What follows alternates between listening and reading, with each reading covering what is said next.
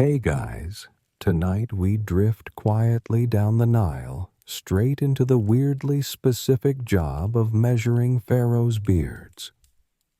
Picture yourself squinting under the scorching Egyptian sun, your sandals hot against baked mud bricks, a quill shaking slightly in your sweaty hand, staring into the carefully braided chin whiskers of a divine king who could literally have you executed for a single incorrect measurement. Let's be honest, you probably wouldn't survive this. But hey, that's exactly why you're here, safely tucked in bed, centuries away from angry pharaohs and their oddly serious beard-length obsessions. So, before you get comfortable, take a moment to like the video and subscribe. But only if you genuinely enjoy what I do here. And while you're at it, let me know down in the comments where you're listening from and what time it is there. Now, dim the lights, maybe turn on a fan for that soft background hum, and let's ease into tonight's journey together. You stand in the shadows of a monumental statue at Thebes, watching scribes dart about nervously. They're not recording the harvest, not counting gold tributes. No, they're here for something far stranger. Today is beard measuring day, and you're about to witness the meticulous ceremony that has, bizarrely enough, become a cornerstone of pharaonic tradition. It begins simply enough. A team of royal scribes, recognizable by their white linen tunics and ink-stained fingertips, carefully arranges writing tablets along polished stone tables. These aren't mere accountants. They're expert beard recorders, guardians of facial hair statistics so precise they'd make modern bureaucrats blush. Nearby, the current pharaoh stands immovable as a sandstone pillar. You've got to admire his commitment. He hasn't blinked in minutes. His beard, braided carefully into a ceremonial chin attachment, is glistening with freshly applied fragrant oils. It's all very dignified, at least until you notice the scribes nervously eyeing their tools. One poor fellow seems to be measuring the length of his reed stick for the 6th time, just to make sure it hasn't magically shrunk since breakfast. Historically speaking, Egyptologists know beard measuring actually was a thing. Not quite as famous as pyramid building or mummy wrapping, sure, but important enough that countless stone tablets bear inscriptions dedicated entirely to facial hair details. Why would ancient Egyptians waste precious papyrus on something so trivial? Well, because nothing about a pharaoh is trivial, not even his beard. Now, these facial adornments weren't always authentic. Many pharaohs, including Hatshepsut, famously a woman, wore artificial beards strapped to their chins during ceremonies. It was less about facial hair, more about divine symbolism. Real or fake, though, every beard had to meet exact specifications, or else the entire cosmic order might crumble, at least according to anxious temple priests. Speaking of priests, you catch sight of a group of them approaching from the temple. Draped in leopard skins, their shaven heads gleaming, they stride solemnly towards the pharaoh. It's their job to ensure this ritual runs smoothly. If not, they'd likely be blamed for disappointing Ra, the sun god. And you definitely don't want to disappoint a deity capable of incinerating cities with a glance. From your shady vantage point, you observe the head priest, let's call him Nebaman, whispering prayers under his breath, fingers tightly gripping an ornate bronze bowl filled with holy Nile water. Nebaman carefully dips his fingers, sprinkling droplets upon the pharaoh's beard, murmuring invocations asking the gods for accuracy and precision. Meanwhile, the beard scribes shuffle forward timidly, gripping their papyrus scrolls with fingers turned white from tension. There's something quietly humorous about this, you think? A mighty ruler whose power extends to distant kingdoms, waiting obediently as a nervous bureaucrat measures the length of his chin whiskers with all the seriousness of a surgeon performing brain surgery. And yet, no one dares smile. This is the Pharaoh's beard we're talking about after all. Every dynasty had its quirks, but few were as fixated as the Egyptians on ensuring their kings appeared flawlessly divine. The beard, genuine or false, wasn't simply a fashion statement. It signified godhood, eternity, strength, and authority. Every measurement, carefully inked onto tablets destined for temple archives, reinforced the pharaoh's divine connection. The scribes, in their small way, were helping to keep Egypt balanced and blessed by the gods. But imagine the stress for these poor scribes. Mistakes weren't merely embarrassing, they could be career-ending, or worse. There's an ancient inscription recently discovered near Luxor, humorously yet ominously stating, "He who miscalculates the pharaoh's beard length, let his days be fewer than hairs counted." Probably just ancient Egyptian sarcasm, but honestly, who'd risk testing it? And thus, year after year, beard measurements took place, meticulously chronicled. These records, strangely enough, have provided modern historians clues about changes in ritual practices, shifts in royal tastes, and even the health of various pharaohs.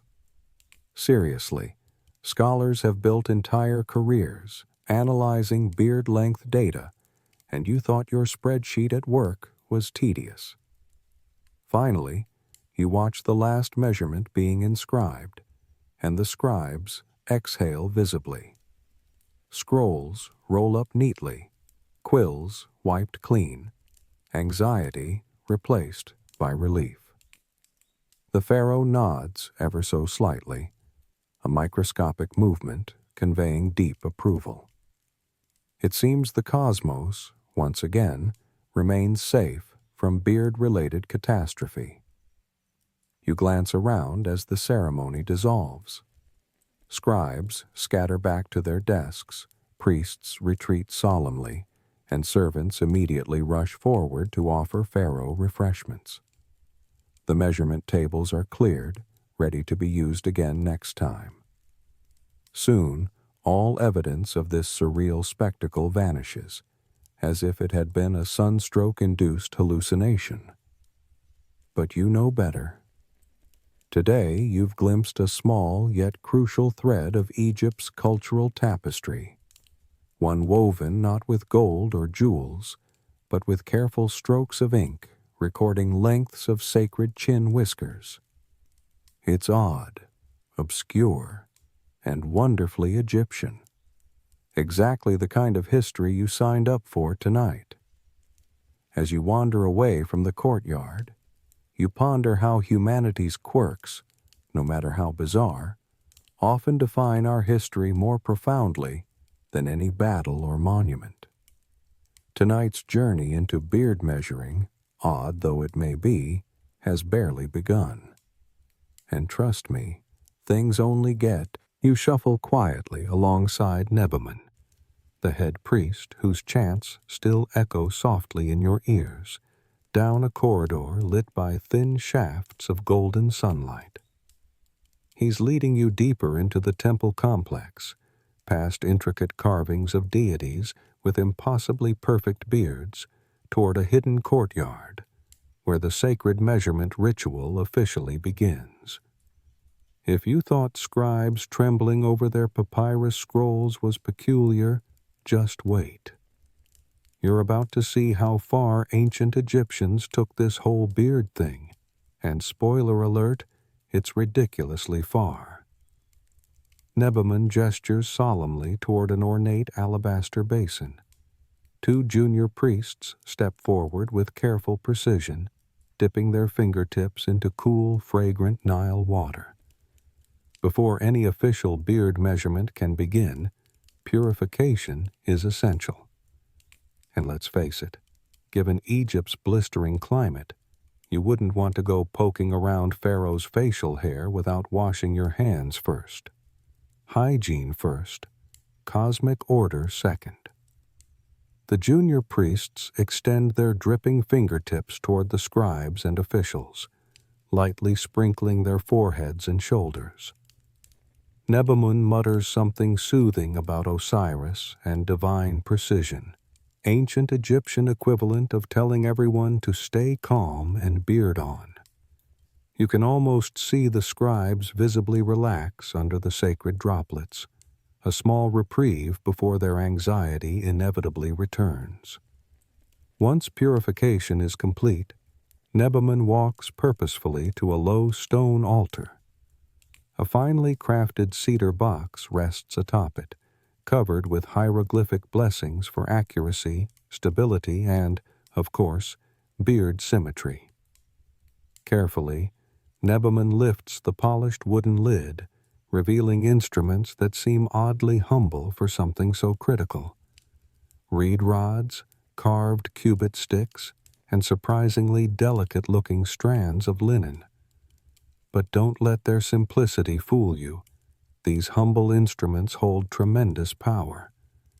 Nebamun lifts a slender cubit stick, exactly 1 royal cubit in length, roughly the distance from elbow to fingertip.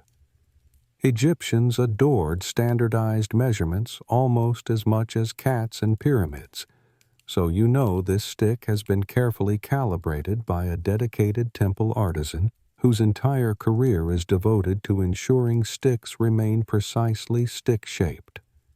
Now, here's a quirky tidbit.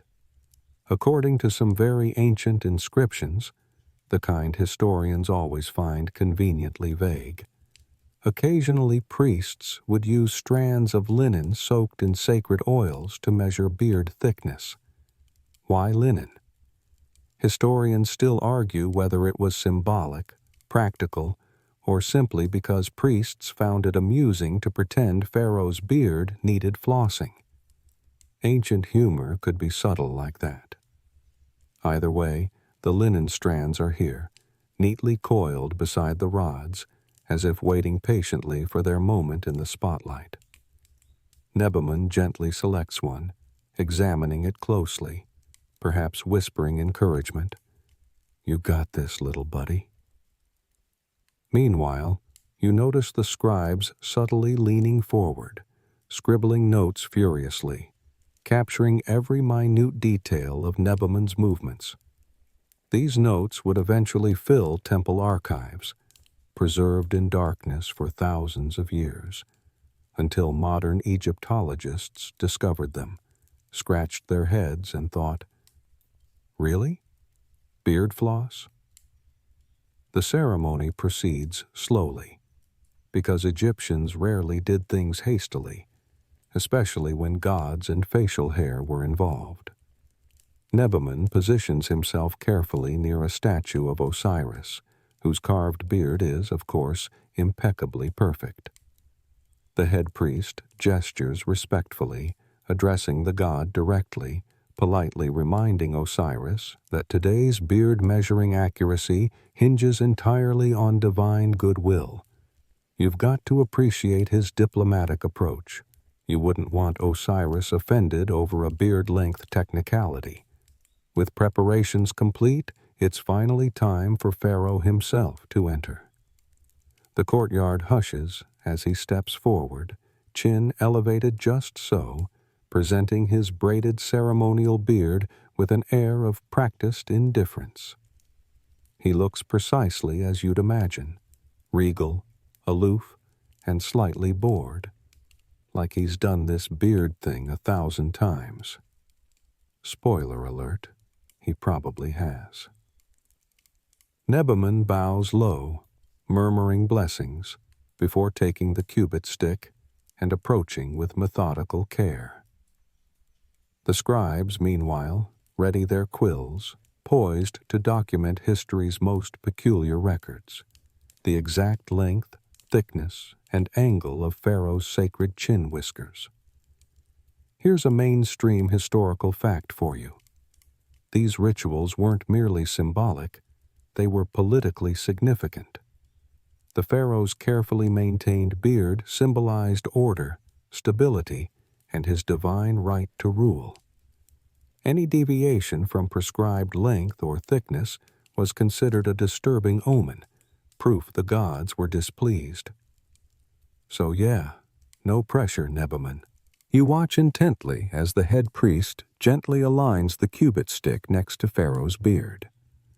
A quiet, suspenseful pause fills the courtyard. Scribes hold their breath.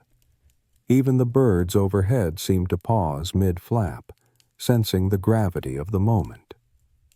Nebaman narrows his eyes, leaning fractionally closer, checking once, twice, 3 times, before announcing the measurement in a voice as calm and smooth as polished marble.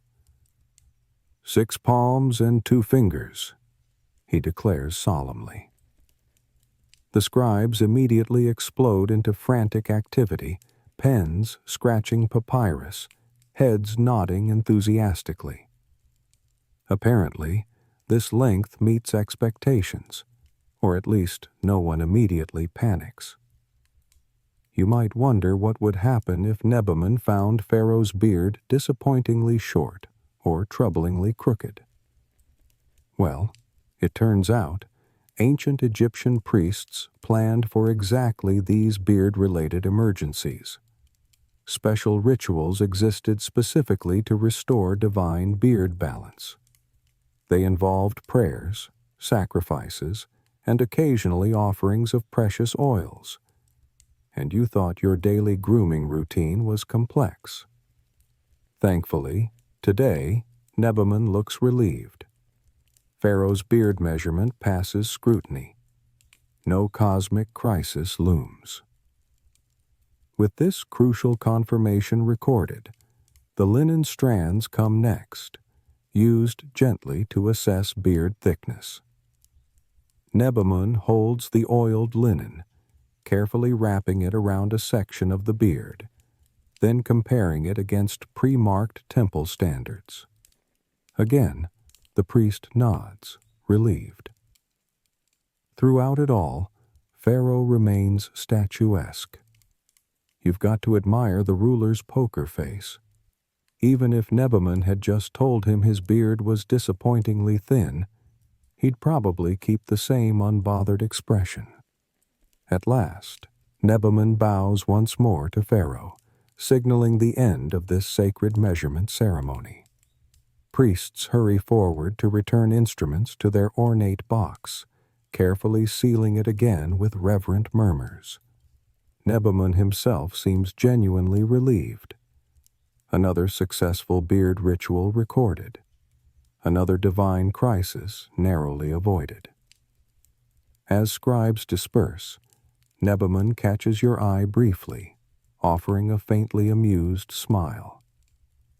Maybe even he appreciates the absurdity beneath the ceremony's solemn veneer. Then again, he's probably just relieved he survived another day measuring Pharaoh's facial hair. But your journey through the peculiar world of beard measuring is far from over. The tools you've seen today, the cubit sticks, the linen strands, are only scratching the surface of ancient Egypt's facial hair fixation. And trust me, it's about to get even stranger. With the sacred rituals safely behind you, Nebaman guides you away from the temple courtyard into a quiet, shaded chamber within the priestly quarters. Here, tucked away like treasures in an ancient vault, are the curious instruments of the beard trade, tools crafted with an obsessive care reserved usually for royal jewelry or pyramid blueprints. If you've ever thought your measuring tape at home deserved a fancy case, trust me, these ancient Egyptians have you beat. The room itself has a distinctly nerdy feel, like a math classroom mixed with a shrine. Wooden shelves line every wall, each meticulously labeled in elegant hieroglyphics. Scrolls are neatly stacked, and each shelf is punctuated by small statuettes of Thoth, the god of wisdom, writing, and, apparently, beard precision.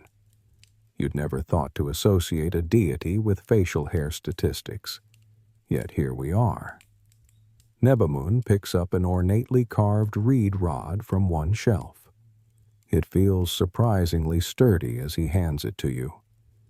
Inscribed along its length are tiny measurement marks, each precisely spaced and inked in dark pigment. You can't help but imagine the poor apprentice scribe who painstakingly crafted these rods, marking tiny increments by lamplight, muttering prayers under his breath to avoid messing up and being relegated to dung collection duties, an actual historical punishment. The reed rod is lightweight but rigid, perfectly designed for measuring Pharaoh's facial hair with delicate accuracy. But what if the beard was longer than a single rod? Well, Egyptians had that covered too. Nebamun picks up another rod, this one a touch longer, and demonstrates how rods could be connected end to end with linen bindings. It's essentially an ancient beard ruler with extendable features, the Bronze Age's answer to adjustable gadgets. Now, here's your quirky tidbit. Legend has it that during especially prosperous years, like the inundation of the Nile providing bumper harvests, priests crafted special beard measuring rods from rare ebony or imported cedar. Think of it as the Pharaoh's facial hair equivalent of splurging on a luxury wristwatch, showy, extravagant, and entirely unnecessary, but impressively stylish. Nebamun carefully returns the reed rod to its shelf and moves on, selecting a polished cubit stick carved from sycamore wood. This one's heavier, denser, and covered with even more intricate markings. These cubit sticks weren't just for beards. They were Egypt's standard unit of measurement for construction, taxation, and even daily market transactions. Think of them as the Swiss Army knife of ancient metrics, handy, versatile, and occasionally misused to discipline unruly apprentices. You notice small symbols carved at intervals along the cubit, hieroglyphs for fingers, palms, and spans, clearly defined to avoid confusion. Yet, despite their impressive precision, historians still argue whether these cubit sticks truly standardized measurements across ancient Egypt. Were priests in Memphis using the same cubits as those in Thebes? Or were variations common, leading to decades of quiet beard-related tensions across temples? It's a scholarly beard debate still quietly simmering beneath Egyptology's dignified surface. Next, Nebamun shows you something genuinely peculiar, a box labeled cryptically as Special Beard Implements. With a mischievous glance, he lifts the lid, revealing several curiously twisted bronze and gold contraptions that honestly look more like kitchen utensils from a very fancy, beard-obsessed chef. One looks remarkably like a small comb or rake, complete with gold-tipped teeth. Nebamun gently explains it was used to separate strands during measurement, ensuring no unruly whisker escaped documentation. Another implement, curved and slender like surgical forceps, was for delicately lifting artificial beard attachments, enabling precise measurement beneath. You're not sure whether to be impressed or slightly horrified by this level of beard management detail, but you have to respect the commitment. And of course, we can't forget the infamous beard-o-meter. Okay, ancient Egyptians didn't actually call it that. but they probably should have. It's essentially a thin bronze caliper designed to measure beard thickness and curvature simultaneously, likely causing ancient scribes to mutter bitterly about having to learn beard-based geometry in priestly training. You hold the beard-o-meter in your hands, marveling at its balance and precision. It's truly remarkable craftsmanship for something so oddly specific. Nebamun gently jokes that apprentices dreaded calibrating this device, as even slight miscalculations could earn stern lectures about respecting the beard's cosmic significance, and who wants a lecture about divine whiskers. Nebamun sets these implements back reverently, ensuring each is precisely positioned, aligned perfectly within its case. You realize something crucial. Egyptians didn't just measure beards out of idle curiosity. Each tool embodied a cultural obsession with precision, order, and perfection. Every single reed rod, cubit stick, and bizarre bronze caliper served to reinforce the belief that divine order depended on accuracy, even when measuring facial hair. Lastly, Nebamun points to something deceptively simple: a small linen string hanging innocently from a peg. You recognize it immediately as one of those oiled linen strands used earlier during Pharaoh's beard ceremony. Nebamun confirms your suspicion, explaining these strands were carefully standardized at temple workshops, each cut to precise lengths and soaked in sacred oils. They're the kind of detail only someone who really cares about beard metrics could appreciate. But why linen specifically? Because linen was seen as a symbol of purity, cleansing, and rebirth, qualities essential when you're dealing with Pharaoh's divine whiskers. Plus, there's a practical side. Oiled linen was smooth enough to prevent accidental pulling of beard hairs, which, let's face it, could probably cause a diplomatic incident. You can't help but smile at the absurdity. An entire sacred industry built around measuring beard lengths, thickness, and texture, an obsession preserved with reverence across dynasties. And yet, oddly enough, modern archaeologists have uncovered these exact tools, affirming just how seriously ancient Egypt took its facial hair fixation. Nebamun leads you gently toward the exit, the chamber's quiet reverence fading softly behind you. As you step back into the afternoon sunlight, you carry a newfound respect, not only for pharaohs and priests, but also for those nameless, beard-obsessed artisans whose life's work was ensuring every single whisker was precisely measured, and you thought your job was strange. Leaving the meticulous tools safely tucked away, you walk slowly alongside Nebamun through temple hallways adorned with colorful hieroglyphs, images of pharaohs proudly displaying perfectly groomed beards. But now, it's time to explore exactly why pharaohs were so strict about their facial hair in the first place. Yes, it's time to delve into ancient Egypt's royal beard styling code, an actual thing, complete with intricate rules and regulations that make modern grooming routines look utterly amateur.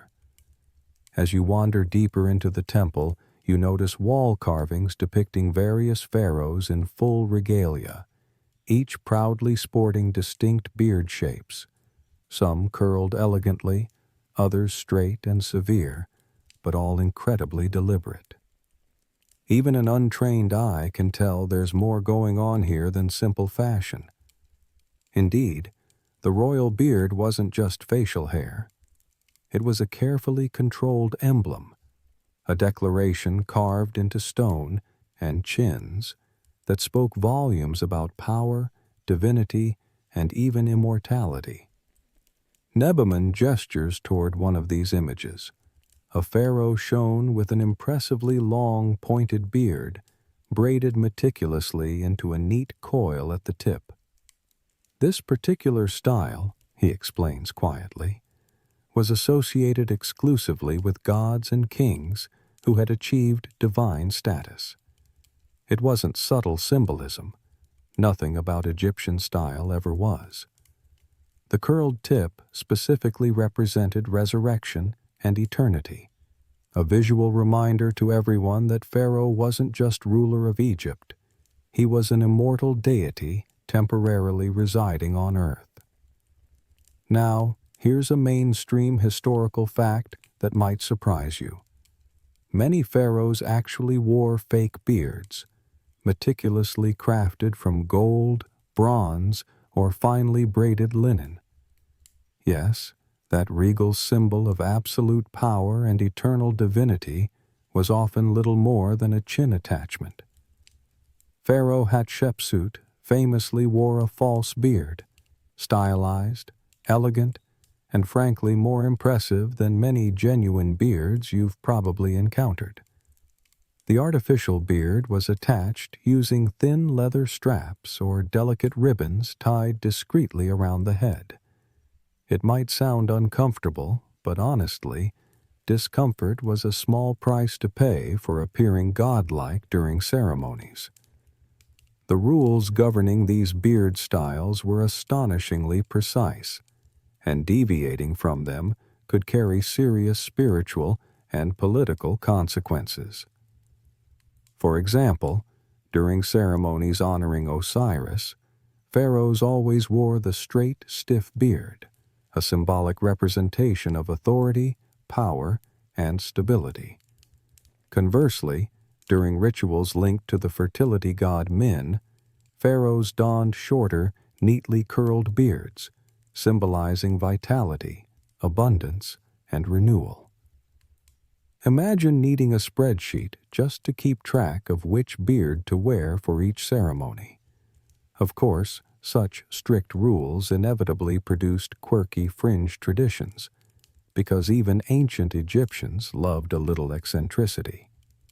One particularly bizarre beard styling custom involved embedding small golden or lapis beads within the braided hair itself. Some historians speculate this was purely decorative, while others suggest the beads represented specific constellations, aligning Pharaoh's chin with cosmic bodies to amplify divine power. Either way, you have to admit it gives a whole new meaning to the phrase heavenly beard. Nebamun points out another carving showing a pharaoh's beard inlaid with tiny turquoise and gold studs, carefully spaced along its length. Apparently, each stud represented a year of successful reign, a tradition reserved for pharaohs who celebrated their said festivals, jubilees marking 30 or more years of rule. You can't help but imagine older pharaohs proudly flaunting longer, jewel-studded beards, showing off their wisdom and longevity. Modern hipsters may brag about their beard oils, but ancient Egyptians were literally counting years of power in facial jewelry. Now, about those fringe traditions. Brace yourself, because historians still argue whether certain bizarre practices were genuine rituals or just whimsical exaggerations recorded by amused temple scribes. For instance, one curious text describes Pharaoh Pepi II supposedly commanding servants to apply honey to his beard during official ceremonies, attracting bees for an unsettlingly dramatic effect. Did it symbolize prosperity and fertility? Or was Pepi II just an eccentric ruler with a flair for theatrics and, evidently, insect-based drama? Scholars still debate the truth behind this strange tale, but it's exactly the kind of oddity that keeps Egyptology delightfully unpredictable. Nebamun guides you further along, stopping before yet another relief carving, this one unusually detailed. The pharaoh depicted here boasts a beard adorned with intricate hieroglyphics woven into its braids. It's not an artistic exaggeration. According to inscriptions discovered at Luxor, Some pharaohs actually commissioned beard weavers, yes, another bizarrely specific job title, to embed tiny scrolls or woven inscriptions within their artificial beards, carrying hidden prayers or protective spells. Essentially, Pharaoh's beard was both fashion accessory and mystical amulet, because why choose between style and magic when you can have both?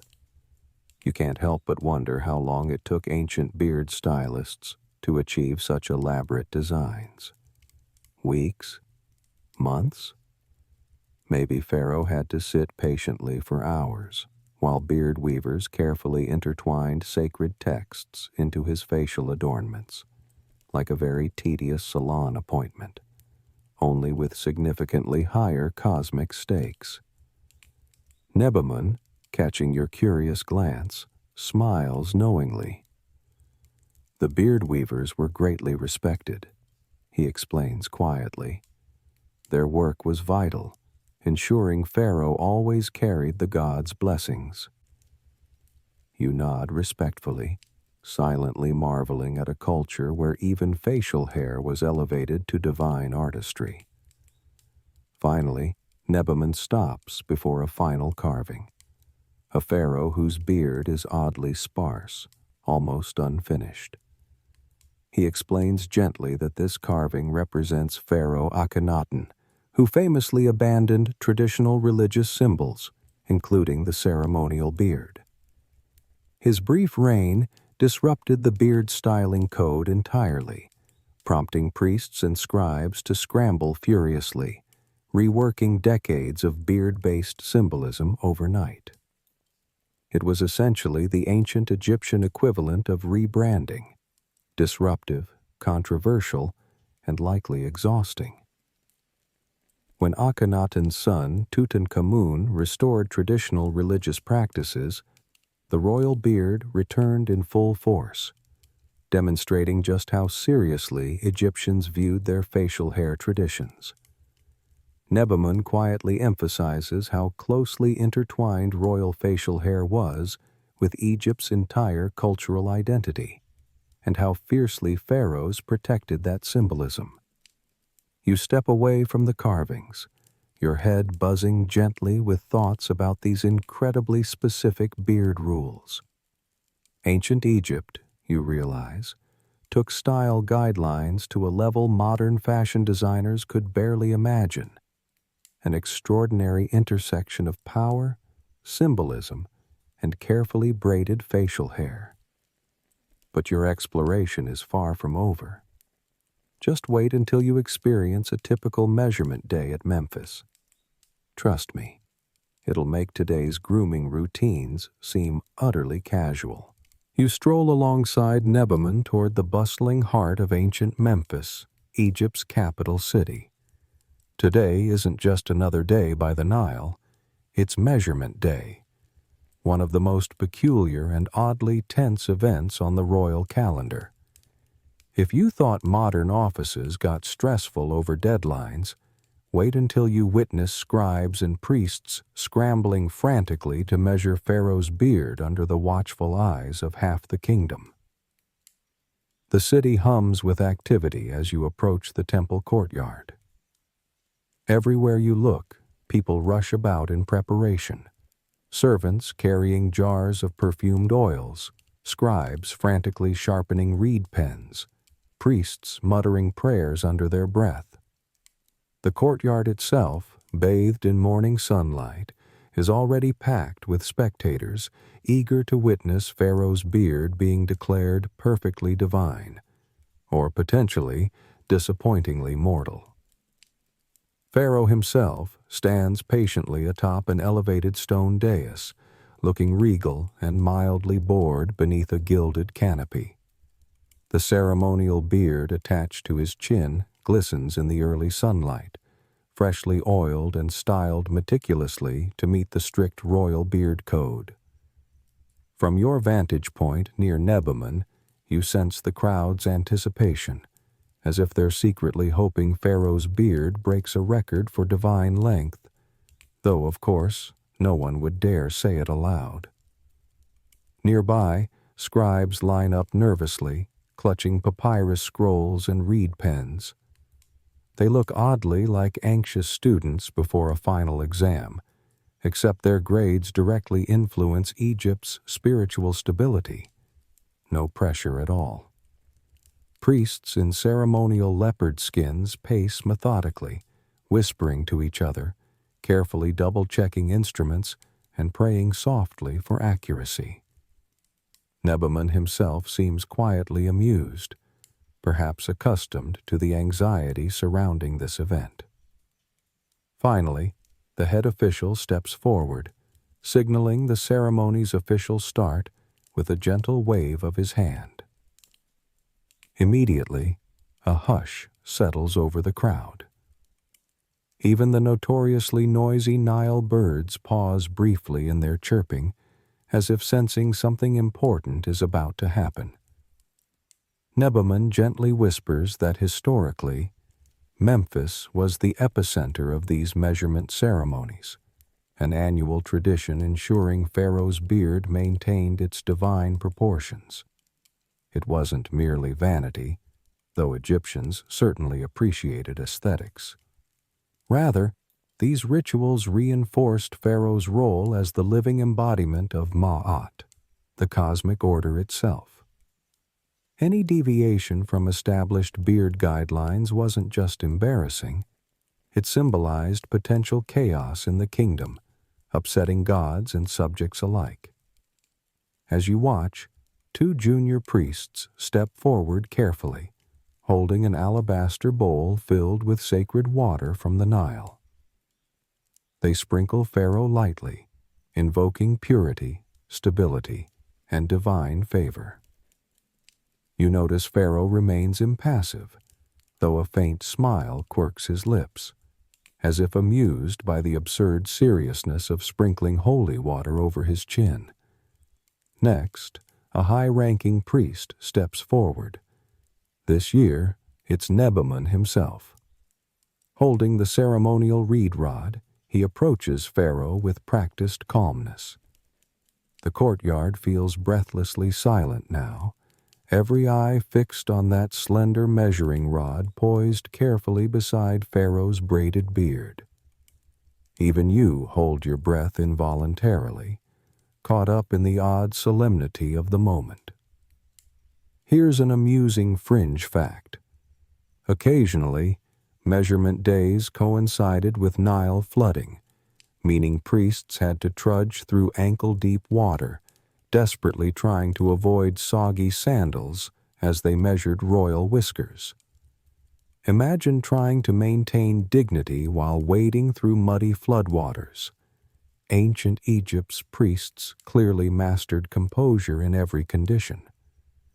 Today, however, the courtyard remains blessedly dry, making Nebamun's job easier. He aligns the rod meticulously beside Pharaoh's beard, gently but firmly, as the scribes hold their breath collectively. You spot one younger scribe quietly mouthing prayers to Thoth, god of precise measurements, clearly terrified of botching today's crucial beard statistics. Finally, Nebamun announces the measurement in a voice clear enough for everyone gathered to hear. 7 palms and 1 finger. An audible sigh of relief ripples through the courtyard. The scribes immediately dive into action, pens scribbling furiously, recording this critical figure on their scrolls. The crowd murmurs approvingly.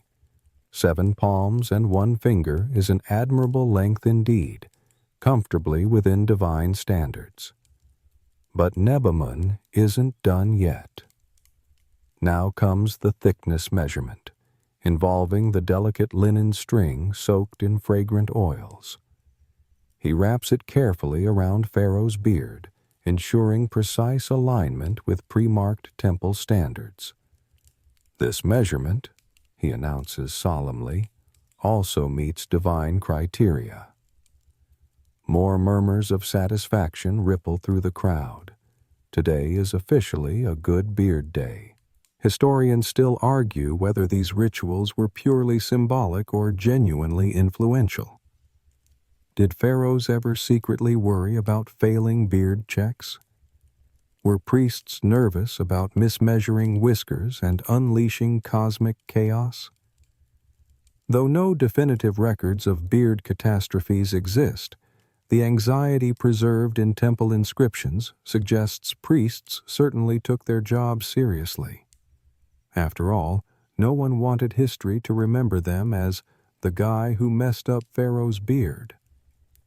Nebaman gently nods toward Pharaoh, signaling that today's ritual measurements are successfully completed. Scribes scurry to finalize their records, already looking relieved at having survived another stressful beard-checking event. Pharaoh himself offers a subtle nod, barely noticeable, yet deeply meaningful to everyone present. As the crowd disperses slowly, returning to their daily tasks, you overhear snippets of relieved conversation. Priests joking quietly about another successful measurement, scribes whispering about how precise Nebaman's technique was today. Even the famously solemn Pharaoh allows himself a slight relaxation of posture, clearly pleased at avoiding any beard-related embarrassment. You linger briefly, reflecting quietly on the absurd yet strangely meaningful ritual you've witnessed. Here, in this Memphis courtyard, you've seen an entire civilization rally anxiously around a few centimeters of carefully braided facial hair. Odd? Definitely. But also wonderfully human, capturing perfectly our eternal quest for order, meaning, and just a touch of vanity. As Nebaman leads you gently away, you glimpse scribes carefully storing their scrolls, ensuring today's beard measurements are securely archived for posterity. You smile slightly at the thought that someday, thousands of years from now, people might rediscover these ancient documents and scratch their heads in amused confusion, just as you have today. But the day isn't done yet. Soon, you'll meet the scribes whose precise beard records directly shaped Pharaoh's divine reputation. And trust me, their jobs were every bit as stressful as they sound. Leaving the courtyard behind, you step into a quiet chamber tucked neatly inside the temple precinct, illuminated by gentle slivers of sunlight filtering through narrow windows. Here sit the scribes, ancient Egypt's meticulous, ink-stained guardians of beard history. They're the unsung heroes, or perhaps the overlooked victims, of Pharaoh's obsessive quest for beard perfection. Today, you finally get to meet the people responsible for preserving every royal whisker measurement for posterity. The room is filled with the comforting aroma of fresh papyrus, mixed gently with the pungent scent of ink pots. Seated cross-legged behind low wooden desks, scribes bend intently over scrolls, carefully copying measurements from rough drafts to the polished, final records destined for temple archives. Their fingers move precisely, confidently, yet you can see the tension in their shoulders. After all, mistakes aren't exactly forgiven lightly, especially mistakes involving royal facial hair. You approach one young scribe quietly, observing as he painstakingly inks precise figures onto a papyrus scroll. His reed pen hovers hesitantly for a brief moment, as if terrified of slipping. Nearby, older scribes keep watchful eyes, occasionally murmuring corrections or encouragements, usually along the lines of, "Careful now, son, you don't want Pharaoh's beard shorter on paper than in reality." Historically speaking, Egyptian scribes were highly respected, their skills critical in maintaining order throughout the kingdom. Yet these particular scribes, the beard specialists, were in a unique class entirely. Unlike their colleagues who recorded taxes, harvests, or official decrees, the beard scribes held positions of strange, quirky prestige. While their friends tallied grain and gold, they diligently tracked chin hair lengths, thicknesses, styles, and adornments, information that, absurdly, determined Pharaoh's cosmic legitimacy. As you watch them work, you notice each scribe has their own meticulous style. Some write figures swiftly but neatly. Others laboriously cross-check each entry multiple times, anxiously verifying with colleagues. You overhear gentle debates about how best to describe Pharaoh's beard curvature. Slightly convex, one suggests, only to be corrected sharply by another. Clearly concave. Did you even look? Despite the seriousness, occasional laughter ripples softly around the room, quiet jokes about the absurdity of their task. Did you hear the rumor that Pharaoh wants his beard measured daily now? Murmurs one scribe mischievously. Another groans audibly. Please, not even Osiris could endure that.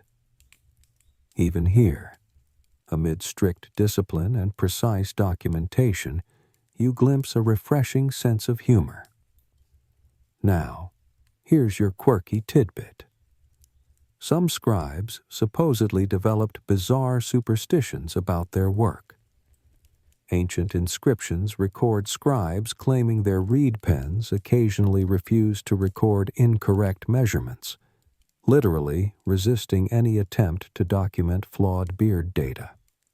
Historians still argue whether these stories reflect genuine beliefs or clever excuses scribes invented after mistakes.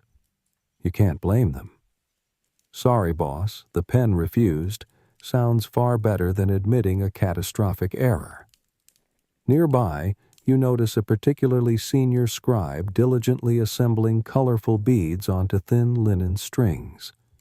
When you inquire gently about this odd practice, he explains it's their unique bead tally method, a secondary beard recording system invented for easy reference during chaotic temple ceremonies. Each bead represents a specific beard measurement, with colors indicating different pharaohs, lengths, or ceremonial events. It's essentially the ancient Egyptian version of color-coded spreadsheets, cleverly practical yet delightfully eccentric. Yet another scribe carefully dips his pen into ink tinted faintly blue. This special pigment, he quietly explains, symbolizes divine accuracy. Apparently, certain scribes insisted that beard data recorded in regular ink lacked sufficient sacredness. Blue ink, representing the heavenly Nile, assured that beard measurements met divine approval.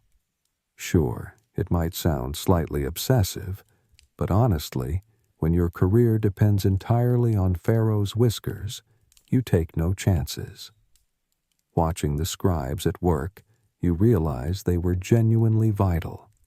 Without their diligent records, Pharaoh's carefully cultivated divine image would quickly collapse.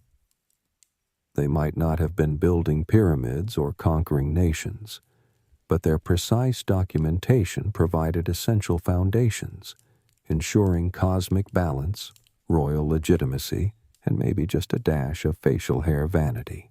At one desk, you overhear an older scribe gently mentoring his younger apprentice, patiently explaining how to handle tricky beard situations, like what to do if Pharaoh ever sneezed mid-measurement. Apparently, pretending you didn't notice and quickly remeasuring was the safest option. The younger scribe nods earnestly, scribbling notes as if these tips might save his career someday. Given ancient Egypt's beard-related anxieties, they very well might. In fact, you learn that beard scribes often trained extensively for years, mastering not only hieroglyphics, but also the delicate art of handling stressed priests, impatient pharaohs, and finicky measuring tools. It's easy to imagine apprentices struggling initially, anxiously fumbling reed rods or smudging precious ink. Yet eventually, after countless hours of practice, they evolved into calm, precise record keepers, trusted implicitly with royal reputation. You linger quietly among these scribes, absorbing their atmosphere of quiet dignity mixed with humor, seriousness tempered by gentle self-awareness. They knew their job was odd, but they embraced it wholeheartedly, each stroke of ink, each papyrus scroll preserving history's quirkiest legacy. Eventually, Nebamun gently signals it's time to leave. As you step away, the scribes continue diligently, ink-stained fingers moving precisely, heads bent respectfully over scrolls. You pause briefly at the doorway, reflecting that in this quiet chamber, surrounded by papyrus and ink, you've glimpsed a truly unique human obsession, one documented not in stone monuments, but in carefully inked measurements of royal whiskers. Outside, Nebamun smiles knowingly, clearly aware of your thoughtful silence. "They're important, you know," he says softly. "Without their records, Pharaoh's divinity would fade." You nod respectfully, understanding now how these humble scribes, keepers of beard histories, quietly shaped Egypt's spiritual narrative. But your journey isn't done yet. Next, you'll discover exactly how Egyptians believed beard lengths revealed status, rank, and divine favor. And trust me, it's even stranger than you think. You walk with Nebamun through the temple gardens, where date palms sway gently in the Nile breeze, and the scent of lotus flowers drifts through the warm air. After the stress of beard measurement day and the precise scribal rituals that followed, this part of your journey feels lighter, calmer. But don't let the tranquil setting fool you. Today's topic might be the most revealing yet. Quite literally. It's time to unpack how ancient Egyptians used beard length as a kind of divine resume. That's right. In a world without LinkedIn, your beard did the talking, measuring not just your hair, but your heavenly endorsement, political rank, and overall life success. Nebamun stops before a large stone relief depicting a royal procession. In it, multiple figures march forward, each carved with varying beard lengths and styles. And unlike modern fashion, this variation wasn't personal choice. It was a visual hierarchy, a sacred, chin-length caste system. Let's start with the top tier, Pharaoh, of course. His beard is long, thick, and ornately braided, often coiled at the tip like a royal scroll. It's practically a billboard reading, "I'm divine, and I can smite you with one blink." This beard isn't just facial hair, it's cosmic punctuation, and it's strictly reserved for the king. Below him, high priests sport shorter but still substantial beards, stylized with oil and wax, sometimes adorned with beads or even painted ends. These men were believed to share in Pharaoh's divine energy, though at a respectfully diluted level. Their beard length reflected that sacred trickle-down effect. One scholar even theorized the exact number of braids in a priest's beard might correlate with his rank. Historians still argue whether this was a formal system or just a visual assumption that evolved over time.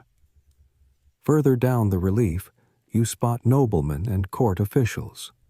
Their beards are modest, neatly kept, but not especially ornate. Some wear stylized false beards during ceremonial occasions, but otherwise they seem comfortable with shorter, more functional whiskers. It's the bureaucratic beard, efficient, respectable, and distinctly non-threatening. Now here's a fringe tidbit for you. Ancient tomb paintings show certain high-ranking military officers wearing elaborately waxed side beards curled upward like tiny horns. Was it a statement of aggressive masculinity? A subtle jab at temple fashion? Or just the world's earliest attempt at beard flair? Scholars still don't agree. But there's one record from the reign of Thutmose III describing a general whose side beard was sharp enough to shame a sword. Bold move, General. As you descend further down the social ladder, beards become shorter, simpler, and eventually vanish altogether. Most commoners, especially laborers, farmers, and craftsmen, shaved regularly or grew only minimal stubble. Partly for cleanliness, partly because no one wanted to risk accidentally mimicking a noble's beard style. That kind of grooming faux pas could get you in serious trouble, like ostracized from your village trouble. In fact, ancient legal codes contained specific clauses forbidding unauthorized beard adornments. Yes, you heard that right. Beard laws. You couldn't just wake up one day and decide to grow a Pharaoh-style beard for fun. That would be the equivalent of walking into a palace wearing the king's crown, only with more braiding and fewer diamonds. Nebeman explains that during certain festivals, some temples offered beard blessings to male worshippers, short-term permissions to wear stylized facial hair, symbolic of divine favor. These were often painted on with dark pigments or created using stiffened linen pasted onto the chin. Temporary divinity, you could say, for a day of prayer or cosmic alignment. If that sounds like face paint for grown men, well, it kind of was. Here's where things get even stranger. Some elite tombs feature statues of the deceased with longer beards than they ever wore in life. Why? Because in the afterlife, you could upgrade. Once deceased, a well-liked noble might be depicted with a longer beard in his tomb effigy, signaling that he'd finally been granted divine access. Cosmic beard promotion, if you will. Imagine dying and finally achieving the facial hair of your dreams. Nebeman shows you a limestone statue from a private shrine. The man depicted, a wealthy vizier named Hekayim Sayef, has a medium-length ceremonial beard in life, but his tomb statue bears a long, spiraled, Pharaoh-style adornment. The accompanying inscription reads, "He who served Ma'at faithfully now wears the beard of Osiris." That's afterlife beard bragging at its finest. Another oddity? The reverse beard. In a few rare cases, lower status individuals were buried with intentionally shortened beard carvings, symbolizing humility and deference. Some scholars think this was a form of spiritual modesty, like saying, "I'm not divine, but I'll stay in my lane." Others think it may have reflected actual shame, punishment, or exile. Either way, those short-bearded statues look deeply uncomfortable with their cosmic haircut. Even within Pharaoh's own lifetime, his beard style might shift based on his reign. Early reigns featured shorter, ceremonial beards, respectable, but not overly ambitious. As Pharaoh aged and accumulated victories, or propaganda, the beard often grew longer, more intricate, more symbolic. It became an evolving visual autobiography, etched onto temple walls and carved into stone like a slow-growing divine resume. And then there's the weirdest beard status of all, the sacred beard of Osiris. Worn during funerals and resurrection rituals, this beard wasn't just ceremonial, it was transformational. It meant Pharaoh was no longer just ruler, but a god of the dead. The stiff, straight, downward-hanging beard, often attached to a golden funerary mask, marked the ultimate beard elevation. You didn't come back from that, except, of course, metaphorically, as an eternal deity. You turn back to Nebamun, stunned at just how much weight Egyptians placed on something you've always thought of as a personal grooming choice. In this world, your beard didn't just define your face, it defined your role in the universe. Status, power, purity, afterlife real estate, all spelled out in whiskers. As you wander away from the garden reliefs, you pass a group of young priests in training, seated in a circle, discussing beard philosophy with the same seriousness most people reserve for discussing the weather. You hear one whisper, "But if the beard grows longer after death, does that mean Osiris blesses the roots?" The others nod solemnly, and you can't help but smile. In ancient Egypt, even the most metaphysical questions could be answered with a chin strap and some sacred oil. Next, you'll delve into the ancient record-keeping methods used to document all this beard data: scrolls, beads, secret codes, and more. Because when it comes to facial hair, Egypt didn't just observe, it archived. You find yourself inside yet another temple annex, this one dim, dry, and lined wall to wall with tightly rolled scrolls, clay ceilings, and curious artifacts that look suspiciously like glorified beard calendars. Welcome to the record room, or as Nebamun affectionately calls it, the beard vault. It doesn't take long to realize that Egyptians didn't just measure Pharaoh's beard. They archived it with a level of detail that would make modern librarians weep tears of admiration. Every twist, curve, thickness, and celebratory occasion involving the royal whiskers was not only observed, it was logged, sealed, duplicated, and stored with almost absurd diligence. You pass by a narrow workbench where two scribes are sorting through scrolls inscribed in neat columns: date of measurement, officiating priest, beard length in palms and fingers, ceremonial occasion, weather conditions, and even Pharaoh's mood, denoted by amusing shorthand symbols. Apparently, the symbol for slightly impatient is a snake with one eyebrow. Nebamun explains that each temple had its own archive of beard data, carefully synchronized during annual intertemple reviews. Yes, you heard that correctly. Priests and scribes traveled to compare beard records across temples to make sure everything matched. This wasn't just administration, it was sacred bureaucracy. The Nile may have flooded, cities may have risen and fallen, but heaven forbid two temples disagreed about whether Pharaoh's beard grew a finger's length between festivals. Let's break down the main forms of beard documentation you now see piled before you. First, the papyrus scrolls. Dozens, maybe hundreds, delicately bundled and sealed with wax. They contain the most detailed records, inscribed with ceremonial language and tiny illustrations.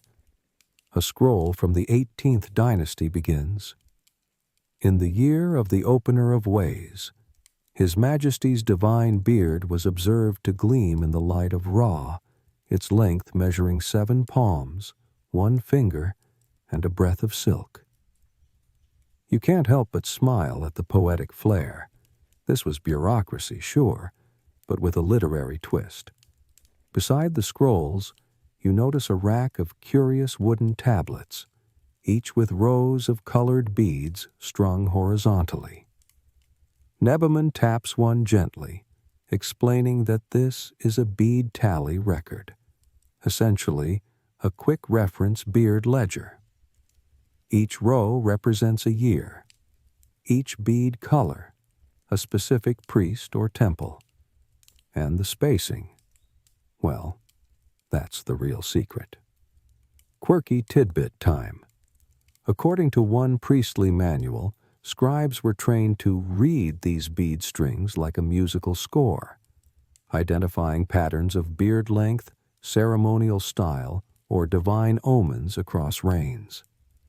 One particularly dramatic string from the reign of Amenhotep III features 2 consecutive black beads, likely indicating a ritual beard trimming mishap, followed by a correction.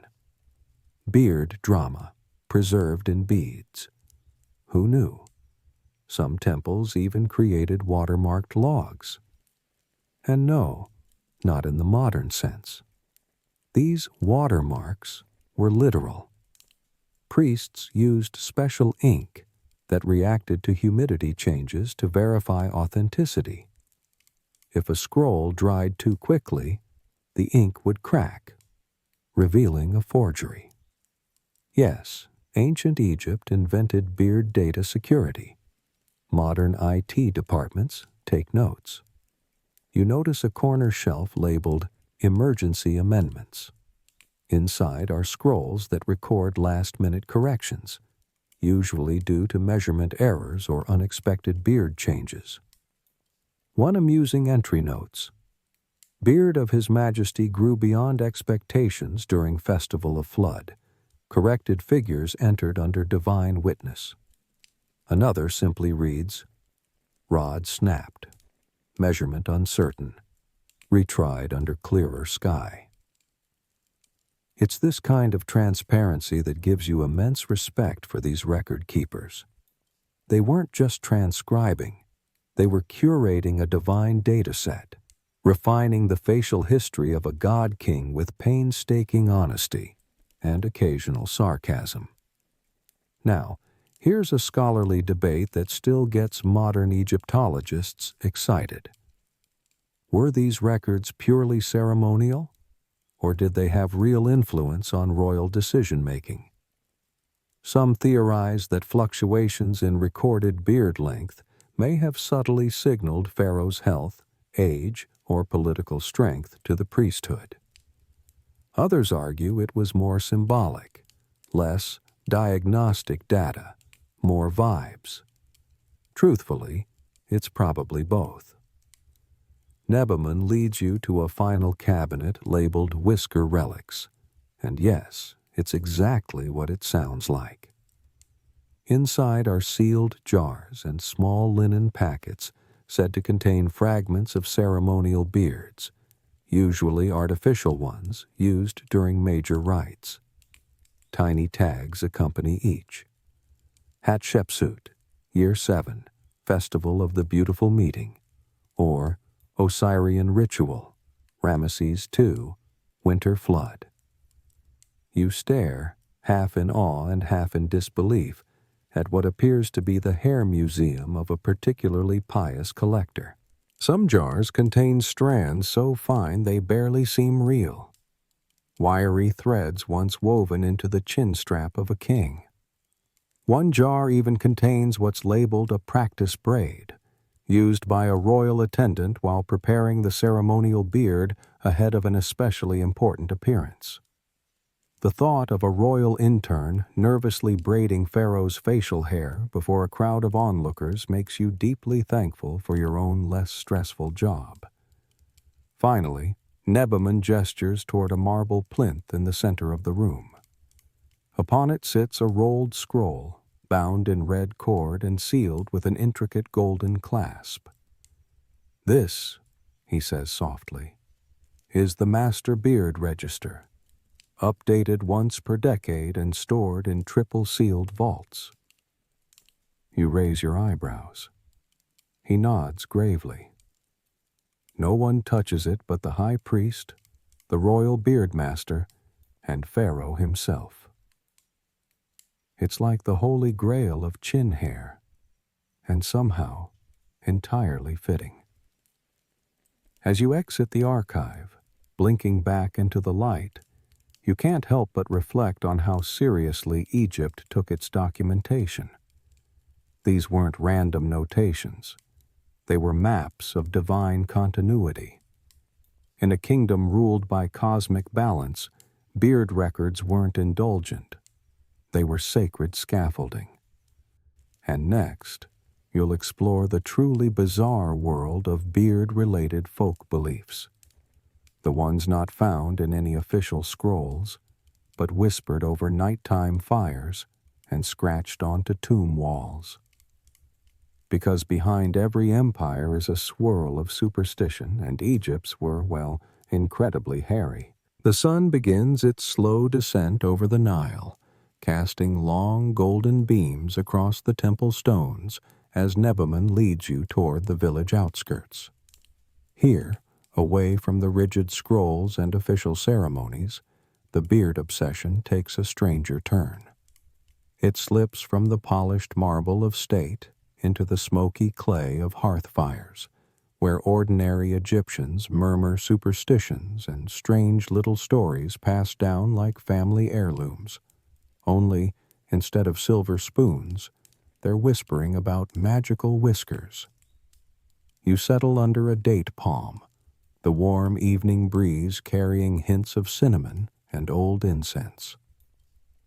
Nebamun begins to share what he calls the people's beard lore, a parallel history that never made it into temple archives, but lived richly in the minds of villagers, grave diggers, market vendors, and street magicians. Let's start with a fringe belief that was surprisingly widespread, that a pharaoh's beard, when trimmed under the right moon phase, produced powerful fertility elixirs. According to folk tradition, any linen used to bind a beard during a spring solstice ceremony retained some kind of beard essence. When steeped in hot water and mixed with pomegranate juice, this linen supposedly created a potion that could awaken barren wombs and harden unyielding soil. Was it true? Almost certainly not. Did people try it? Absolutely. One recovered papyrus fragment from a healer's hut in Abydos lists a recipe with instructions. Steep the sacred fiber. Stir while chanting. Pour over wheat or the belly of a willing woman. Modern scholars classify it as ritual herbalism. Ancient neighbors probably called it Tuesday. And it wasn't just fertility. Another belief, especially popular in Upper Egypt, claimed that cutting one's own beard on the anniversary of Pharaoh's coronation could shield your household from evil spirits for a year. You'd bury the whiskers in a clay jar beneath your doorstep and whisper, "So grows the king, so fades the snake." Did it work? Maybe not. But hey, it made sweeping the floor more interesting. Some folk traditions went a little darker. One recurring myth warned of thieves who stole beard clippings from royal barbers, hoping to brew potions that would grant temporary mind control. It was said that if you burned even a single whisker from the beard of a living god, you could briefly whisper your will into the pharaoh's dreams. Of course, anyone caught with such clippings was punished severely, usually by exile, branding, or being forced to clean up the palace menagerie with nothing but a broken reed scoop. There's even a peculiar carving from a private tomb showing a woman holding what appears to be a small bundle of beard hairs wrapped in linen, standing beside a snake. Some interpret this as a fertility charm. Others suggest it's evidence of an early magical cult. Historians still argue whether this carving is literal, symbolic, or just the ancient version of bad fan fiction. But not all beard beliefs were mystical. Some were downright practical. Farmers often kept miniature fake beards hanging in their granaries, little braided charms meant to attract the blessings of Osiris, the god associated with agriculture and the underworld. As his beard grows, so shall our barley, the saying went. And if a particularly lush harvest followed, well, the beard was thanked with a fresh coat of oil and a tiny prayer flag. One delightful superstition involves the temple cats of Bubastis. It was said that cats would only purr in the presence of a man whose beard grew with righteousness. The logic here is questionable at best, but many elderly men in the region swore by their feline barometers. "He's a liar," one woman was recorded saying of her neighbor. "Even the cat knows. She hisses at him. And look at his beard. It splits like reeds."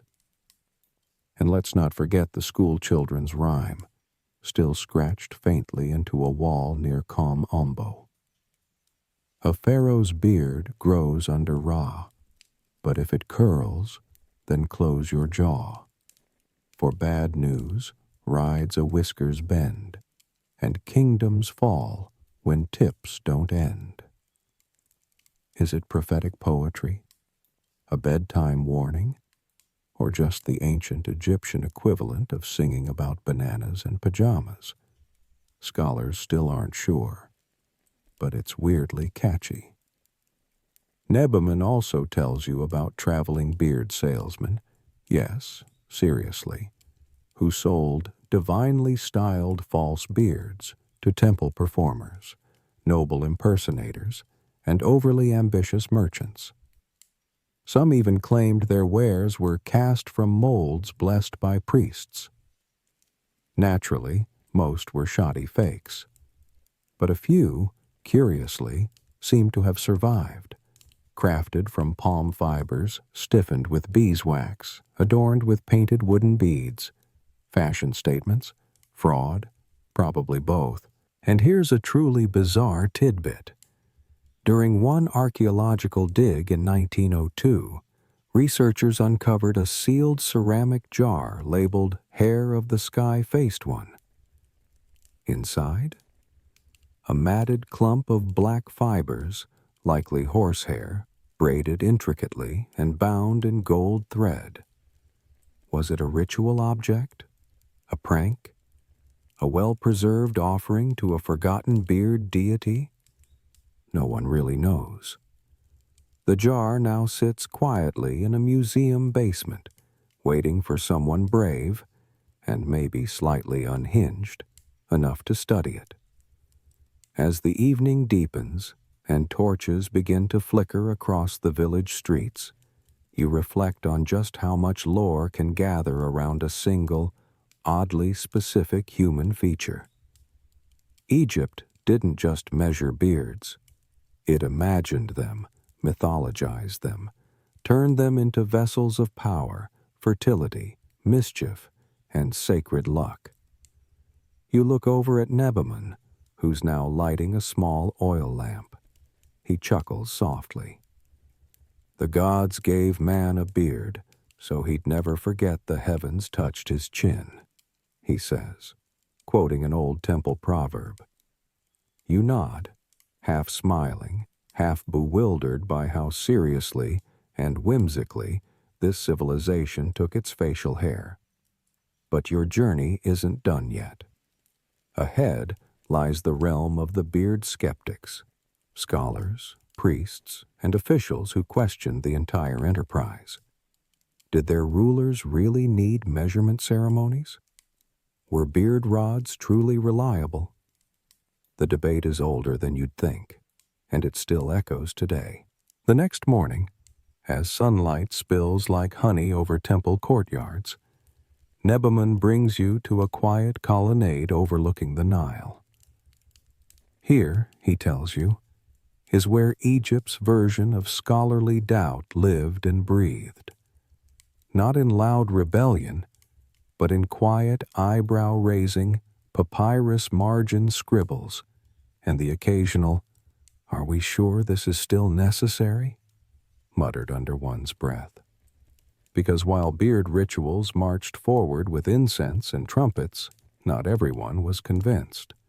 And believe it or not, the ancient world had its own share of skeptics, intellectuals, mathematicians, and slightly over-caffeinated priest scribes who questioned everything from the reliability of beard rods to whether Osiris actually cared if Pharaoh's whiskers were symmetrical. Let's start with the cubit stick itself, the gold standard of Egyptian measurement. A royal cubit was about 52.3 centimeters, divided into 7 palms and 28 fingers. Sounds pretty standardized, right? Except, not all cubits were created equal. Over time, regional temples developed their own adjustments. The priests at Thebes favored slightly longer cubits than those in Memphis, while Abydos scribes quietly insisted that their system was more aligned with cosmic resonance. Historians still argue whether these discrepancies were intentional or the result of local pride, bad math, or humidity warping the reeds. Some records even show intertemple disputes where Pharaoh's beard length was debated because one temple used a slightly older rod carved during a different dynasty. Imagine arguing divine legitimacy over 0.2 centimeters of beard. One ancient marginal note found scrawled in a late 18th dynasty archive reads, "Stick shortened from use, recut but untested, still declared sacred." Translation: Yeah, it's probably off, but let's pretend it's fine. Scholars chuckle at this today, but for those ancient scribes, it was a dilemma worthy of divine consultation. There was even a splinter group of temple philosophers, rare but fascinating, who believed beard measurement ceremonies were symbolic gestures and shouldn't be taken so literally. Their argument? That Pharaoh's divine nature couldn't be captured in digits or cubits. One fragment from a priest poet reads, "The god is not his shadow, nor his beard his throne." A beautiful sentiment, and likely one that got him reassigned to goat-watching duty. Nebamun smiles faintly as he recalls an elder priest who used to shake his head each year during the beard ceremony and mutter, "We measure the beard, yet forget the breath." A poetic dig at rituals becoming too mechanical, too focused on visible signs instead of inner divinity. Yet, despite the doubts, the system endured, perhaps because people needed something tangible to hold on to. Pharaoh's beard, precisely measured, beautifully styled, was proof of continuity. It reassured farmers, soothed merchants, reminded generals that the sun still rose under divine order. Even skeptics participated. After all, who wants to be the one priest who says, "This whole beard thing seems silly," only to have the Nile flood in reverse the next week? Now, let's talk about margin for error anxiety.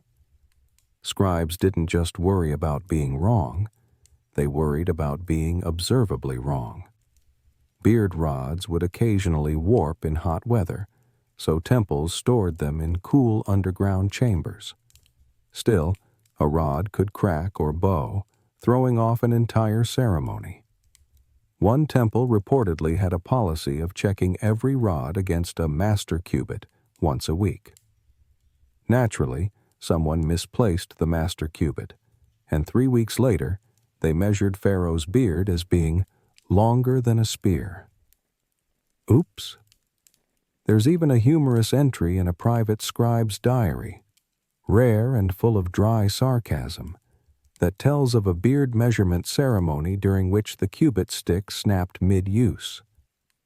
The priest supposedly paused, stared at the broken tool, and solemnly declared, The gods have halved the king's burden. Fringe voices within the scholarly class began suggesting alternative methods. Some proposed using weights or balance scales to measure the beard's density. One eccentric even built a wind tunnel to assess beard movement in breeze patterns, arguing that a divine beard should sway with celestial harmony.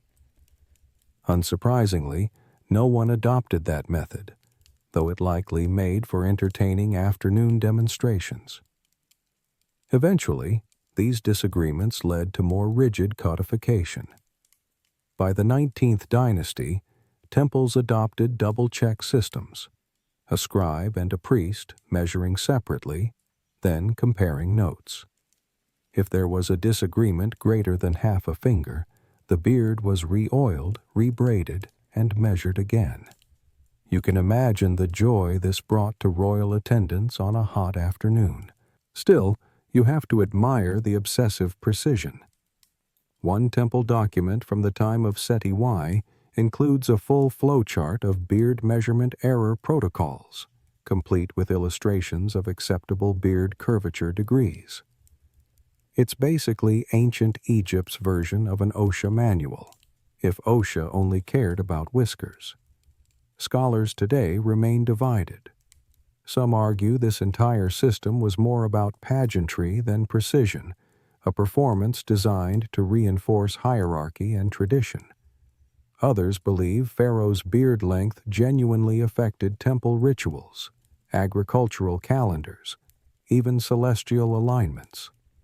There's even a minority camp that suggests these rituals encoded mathematical knowledge, some kind of bearded sacred geometry. To which one prominent Egyptologist replied, "Let's not get carried away." Nebaman pauses, watching boats glide lazily across the river. "Even we questioned," he admits softly. "But sometimes tradition needs no explanation. It holds its power simply because we keep repeating it." He smiles, then adds with a shrug, "And besides, the gods never complained." You reflect on this as the wind stirs gently around you. In a world full of sand, sun, and shifting Nile tides, maybe measuring something, even something as oddly specific as a royal beard, gave people a sense of control, something measurable, repeatable, sacred, yes, but also comfortingly mundane. Next, you'll witness what happens when things don't go as planned, when rods snap, priests panic, and the most sacred beard in the world gets tangled. Because even in Egypt, perfection had a way of unraveling at the worst possible moment. The day begins, as so many did in ancient Egypt, with incense in the air, sandals scuffing temple stones, and a beard that, on paper, should measure exactly 7 palms and 2 fingers. Emphasis on should. Today, you're about to witness what happens when things go spectacularly wrong. Nebamun invites you to observe a rare set of records, transcripts, and temple testimonies detailing infamous measurement mishaps. These weren't the sort of stories priests told tourists, but they were whispered among scribes with a blend of horror, hilarity, and cautionary reverence. The most legendary incident? The great beard snap of year 14 in Pharaoh Senusret's reign. It all began innocently enough. The temple was prepped, incense burned bright, and the measuring rods, 2 pristine cubits, were laid out on polished limestone. Pharaoh sat, chin high, beard gleaming with freshly applied cedar oil. Scribes stood ready. The crowd leaned in. All was going well until the high priest, an older man named Harishaf, placed the rod gently under the chin, and crack. The rod broke. Not snapped gently, not splintered slowly. No, this was a full, echoing pop, like a dry branch giving up under the pressure of history. The crowd gasped. A startled ibis took flight. Someone dropped a scroll, and Herishaf just froze, one half of the rod in each trembling hand. What followed was chaos in slow motion. The assistant priest, trying to be helpful, rushed forward with a spare rod, only to trip over his own robe and knock a ceremonial oil bowl straight into Pharaoh's lap. That went about as well as you'd imagine. To his credit, Pharaoh remained mostly calm. His nostrils flared ever so slightly, which in royal body language translates to, "You've just lost 3 generations of family promotions." The high priest, drenched in flop sweat, tried to salvage the moment by declaring the snap a divine sign of beard renewal, which was creative but unconvincing. Later records indicate that a special committee had to be formed to verify the new rod's authenticity. They cross-referenced old scrolls, consulted senior craftsmen, and even performed what was known as a sun shadow test, a method where the rod was laid beside its own shadow at noon to check for warping. You can imagine how fun that was. And it wasn't the only mishap. There's a record from the reign of Amenemhat II, during which Pharaoh developed an unfortunate case of beard frizz. The humidity that year had been unusually high, and despite copious amounts of oil and smoothing balm, Pharaoh's ceremonial beard refused to stay properly coiled. During the measurement, it unspooled slightly, just enough to throw off the reading. The priest in charge, clearly unprepared, tried to twist the beard back mid-ceremony, in front of the entire temple audience. Pharaoh, understandably, was not amused. The resulting scroll includes a hastily amended note. Measurement retaken following divine breeze interference. New figure accepted by temple consensus. Translated, "We guessed. Please don't smite us." One young scribe recorded that event with dry wit in his private notes. Pharaoh's beard today moved as if rejecting our mortal tools. Perhaps the gods now measure by feel. That scribe was promoted 3 years later, either for poetic flair or clever deflection. Historians still aren't sure.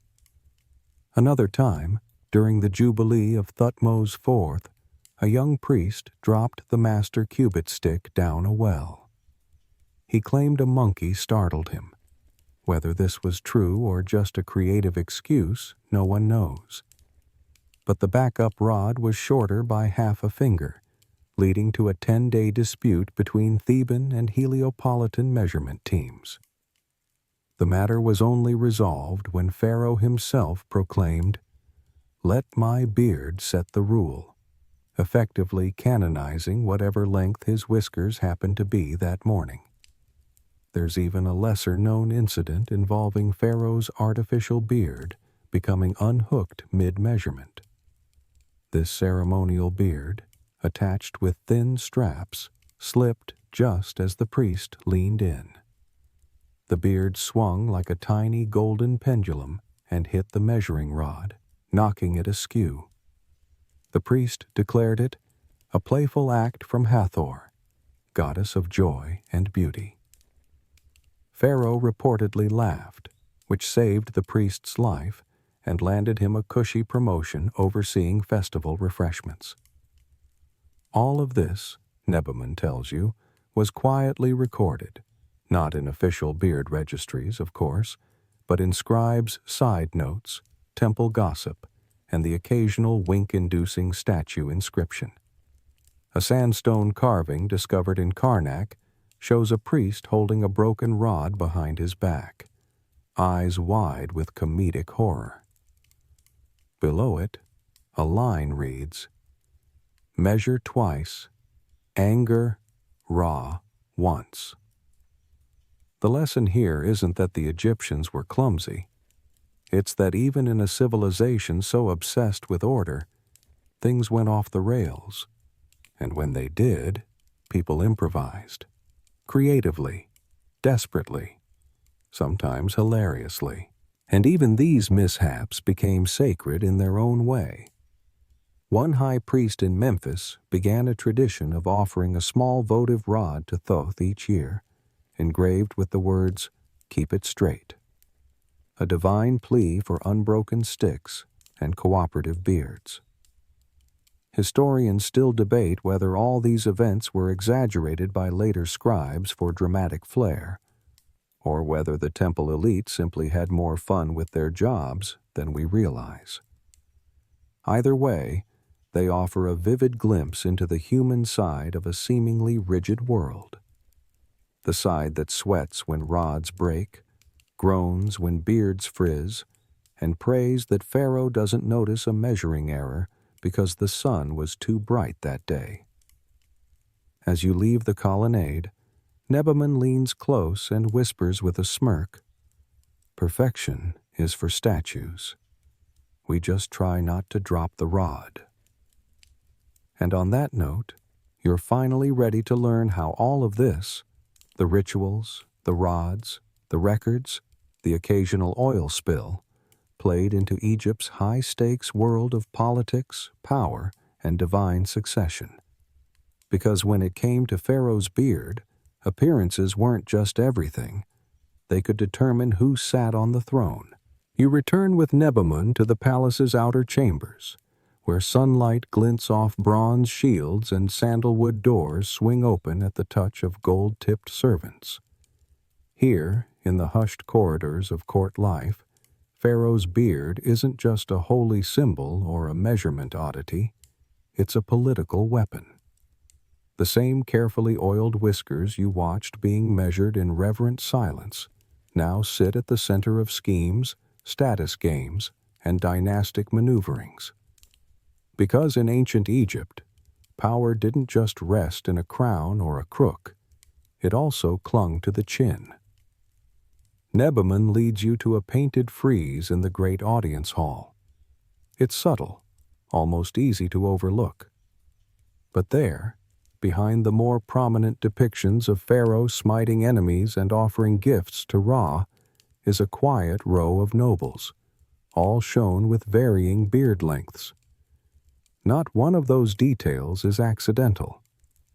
In fact, as Nebaman points out, this fresco is a masterclass in political peacocking. Let's break it down. The official standing closest to Pharaoh? His beard is barely shorter than the king's. That's not just good grooming, it's a power flex. His proximity in both body and beard length signals supreme favor, possibly even a grooming toward succession. 2 steps down, another noble's beard is cut short, deliberately blunt. That, Nebaman says, is the mark of a disciplined correction. Translation: the man fell out of favor and was made to trim his divine credentials. This wasn't mere symbolism. In certain reigns, Pharaoh could use beard lengths to signal shifting alliances or crush political aspirations. A high-ranking priest might find his beard accidentally shortened in official depictions, instantly lowering his status in temple hierarchies. It was the equivalent of getting demoted from CEO to intern via haircut. Some records describe formal decrees called edicts of the whisker, where Pharaoh personally ordered ceremonial beard changes as a reward or punishment. One such decree from the reign of Thutmose II states, "Let Amenhotep wear the bronze coil, for he has pleased the gods. Let Kasa's beard be unbraided, for he has spoken untruth in the temple." Imagine your fate being decided not just by law, but by your facial hair's wardrobe. Here's a fascinating fringe tidbit. A few particularly ambitious nobles attempted beard extensions. Yes, you read that right. They secretly commissioned false beard add-ons, made of horsehair, stiffened flax, or even fine bronze wire, to appear more favored than they were. When one such noble was discovered during the reign of Seti I, his entire household was stripped of titles, and the fake beard was hung in public as a warning. The inscription read, "Let none grow beyond their station." A humble brag gone terribly wrong. Historians still argue whether pharaohs actually noticed every beard in court, or if this entire system was driven by anxious courtiers trying to interpret royal whims through chin metrics. Some suggest it was the priests who controlled the beard narrative, offering advice on proper grooming that conveniently aligned with their political agendas. You know, for the gods. Nebaman leans in, lowering his voice. There was once a prince, he says, who had the beard of a king before the king had passed. It's a whispered tale, never written down, but passed through temple rumor. The story goes that this young heir appeared at a festival with a coiled beard traditionally reserved for coronations. The implication was clear. He saw himself already divine. The king, still very much alive, was not amused. Within the month, the prince had vanished from court life entirely. Some say he was sent to oversee a remote quarry in the desert. Others are less optimistic. And yet, beards weren't just used to punish. They could elevate, too. During times of crisis, when legitimacy wavered or enemies pressed at Egypt's borders, a pharaoh might grow his ceremonial beard longer, more elaborate, wrapping it with sacred symbols and gold threads to project unshakable authority. One wall carving from the time of Ramesses II shows his beard extending nearly to his chest, flanked by cobra-emblazoned ties. It says, "I'm blessed by the gods, backed by the priests, and also, look at this absolute unit of a beard." It was a kind of visual propaganda. No need to proclaim strength when your chin screams it. Even foreign dignitaries had to navigate Egypt's beard politics. Ambassadors from the Hittites or Nubia were expected to wear modest whiskers, or none at all. To outshine Pharaoh would be a diplomatic disaster. One Nubian prince, unaware of the custom, reportedly arrived with a magnificent braided beard tipped in ivory. Nebaman chuckles as he recalls the story. They made him shave it in the guest quarters. He wept, but Pharaoh laughed, said it was the first diplomatic trimming to ever make him smile. Not even the afterlife was safe from beard-related power plays.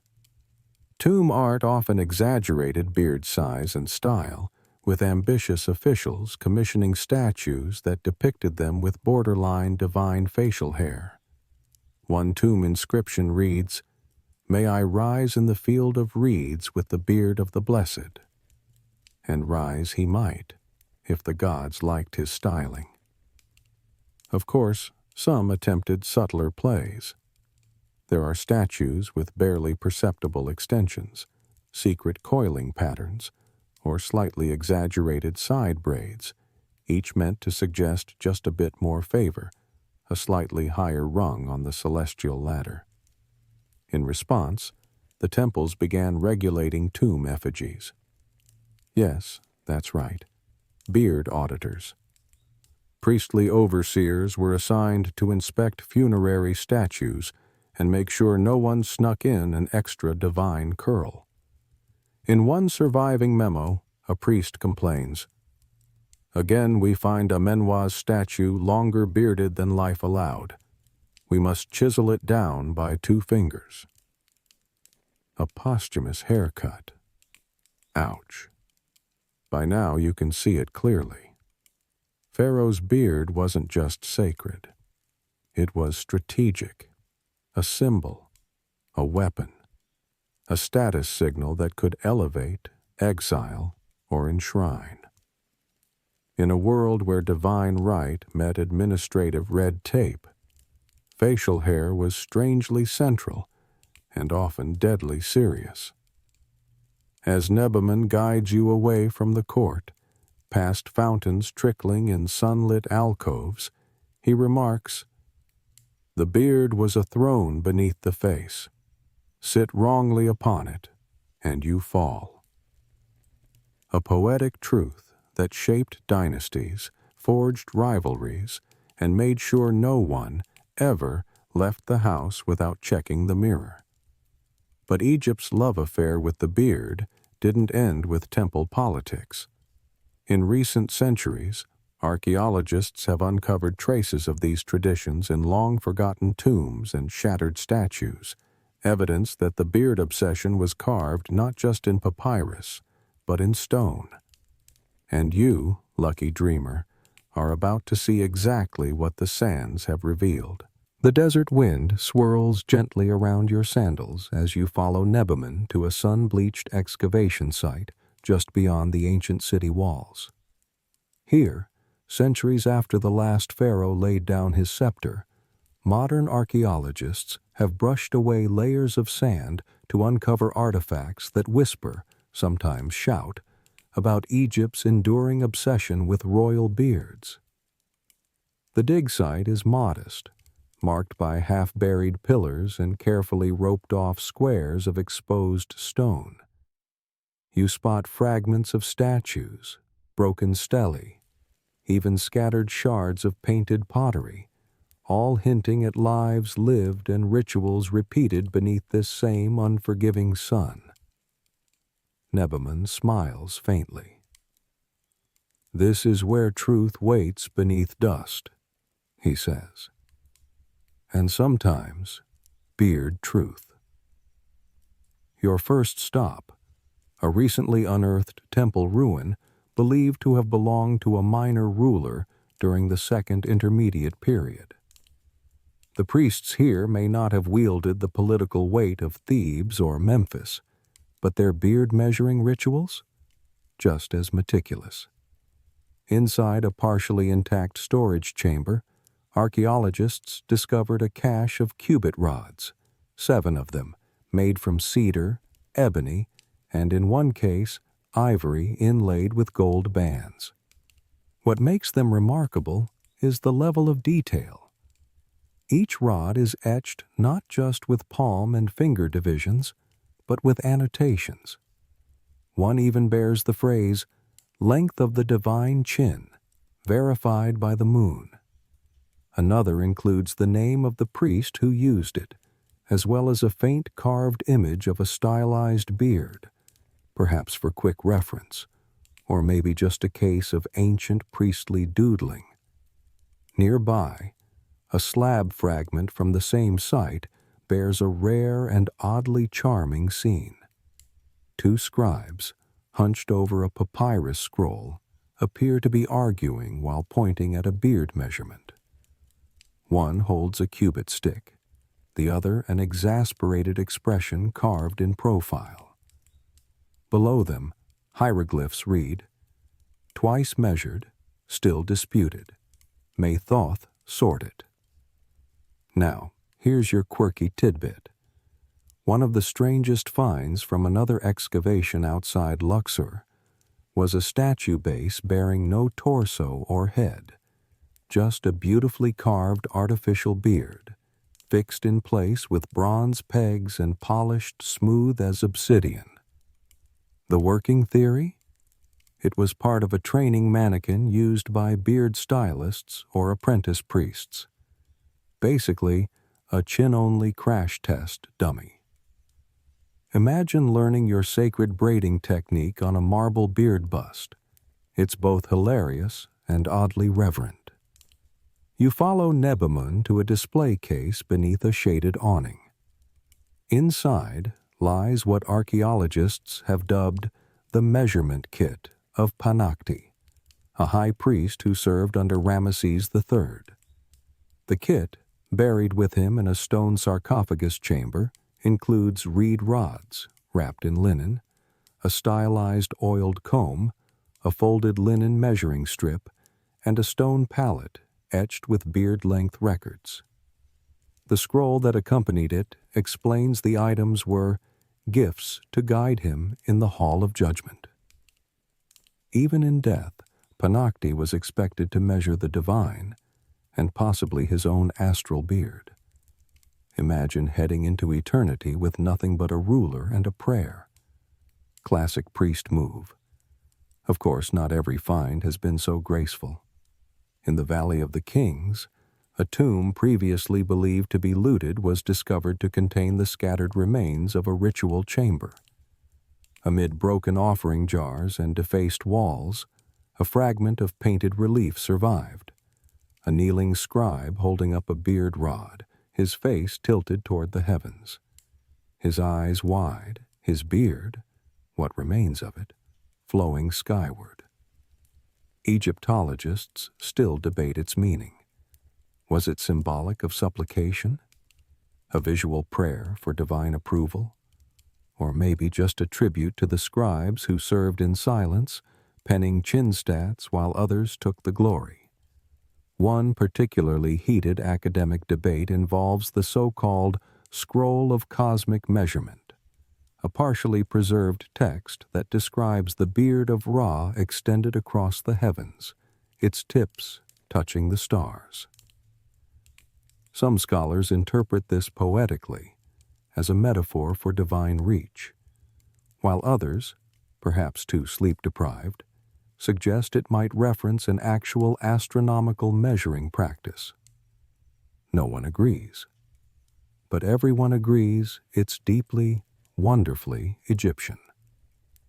In another chamber under Saqqara, archaeologists uncovered a wall carving depicting a beard ceremony involving not just priests, but two pharaohs, possibly father and son. Their beards are mirrored in size and curl, joined at the tip by a golden thread held by a priest. Was it symbolic of dynasty? A ritual of continuity? Historians still argue, but it's undeniably beautiful. Two rulers, bound not by blood alone, but by chin. And then there are the artifacts found far from the river: desert outposts, abandoned quarries, even nomadic camps.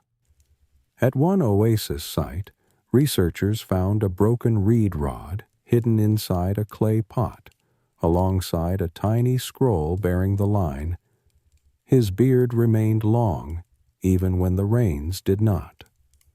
A comfort? A boast? A joke between scribes? Whatever it was, it survived the centuries.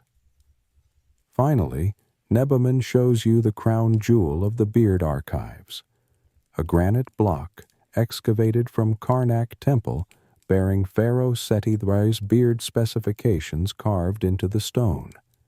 Actual measurements, angles, and inscriptions including 7 palms, 1 finger, full strength, curvature perfect, as in heaven. The very idea that facial hair was immortalized in stone tells you everything you need to know about this civilization.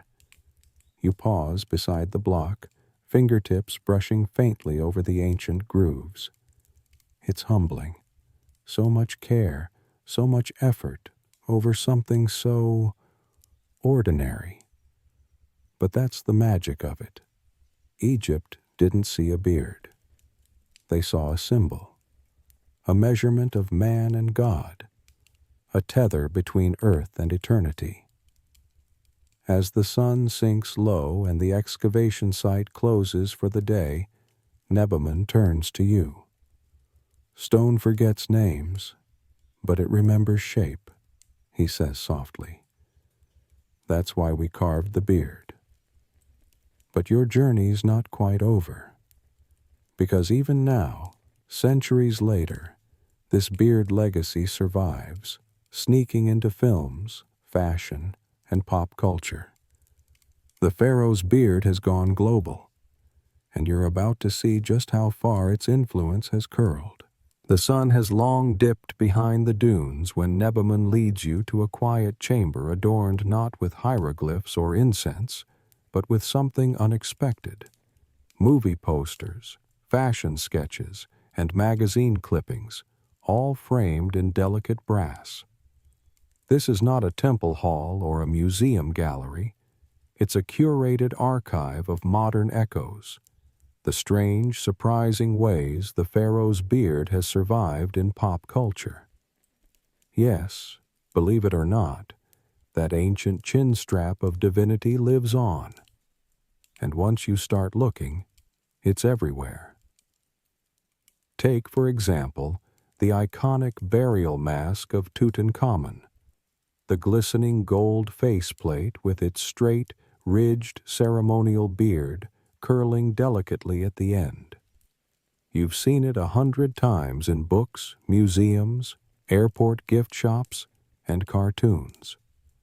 It's so famous that even people who know nothing about ancient Egypt can recognize it instantly.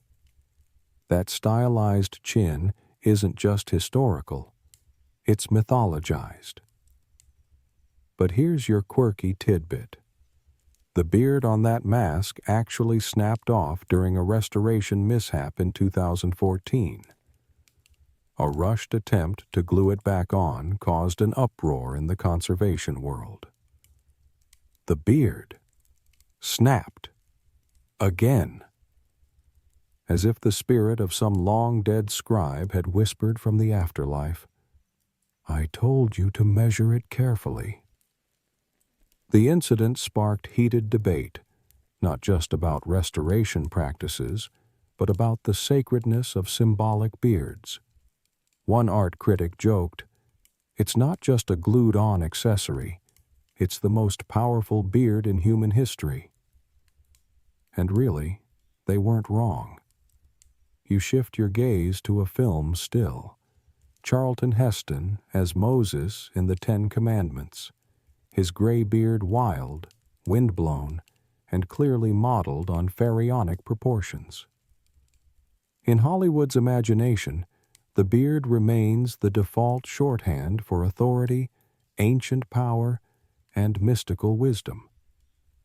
Even when telling stories that aren't about Egypt, filmmakers borrow from that visual vocabulary.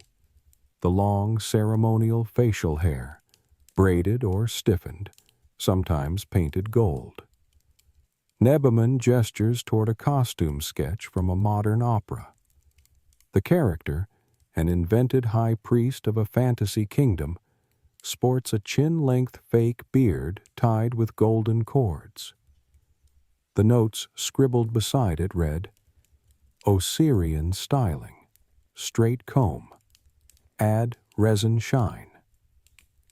Even in make-believe, the beard rules. But it's not just high art. In fashion runways from Paris to Tokyo, models have strutted in garments clearly inspired by Egyptian motifs. Sun discs, ankhs, and yes, false beards. One iconic couture show from the early 2000s featured male and female models wearing sculpted metal beards hanging from delicate ear loops.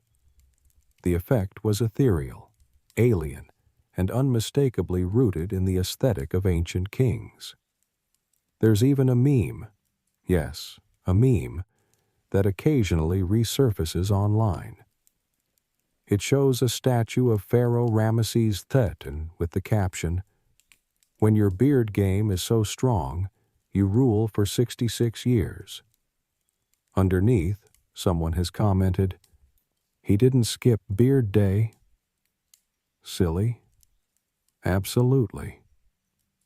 But it shows how deep the iconography goes. Even children's cartoons haven't escaped.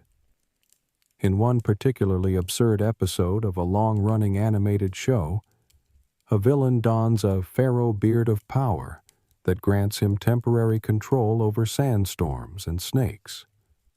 Historically inaccurate? Definitely. Entertaining?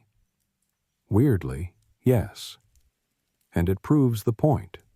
The beard endures because it means something. Power, magic, legitimacy. Here's a mainstream fact.